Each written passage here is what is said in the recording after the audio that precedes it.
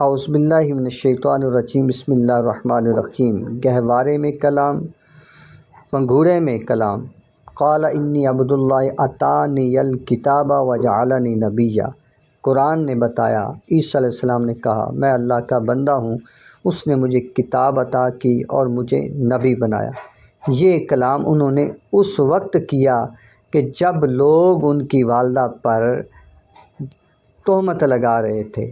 آپ کو چاہیے یہ تھا کہ آپ فوراً اپنی ماں کی پاک دامنی کی گواہی دیتے، لیکن ماں کی پاک دامنی کی گواہی دینے سے پہلے آپ نے یہ جملہ کیوں کہا کہ میں اللہ کا بندہ ہوں، اس نے مجھے کتاب عطا کی اور مجھے نبی بنایا؟ اس لیے تاکہ مجھ سے یہ بچپن میں ہی، چھوٹی سی عمر میں ہی، تھوڑے دنوں کا میں ہوں، یہ مجھ سے بڑے لوگوں کی طرح کلام سن کر یہ اللہ پر کہیں یہ نہ تہمت لگا دیں کہ یہ اللہ ہے یا اللہ کا بیٹا ہے، اللہ نے اسے اپنا بیٹا بنایا ہے، کہیں یہ نہ کہہ دیں۔ بس اس تہمت کو دور کرنے کے لیے فوراً کہا کہ میں اللہ کا بندہ ہوں۔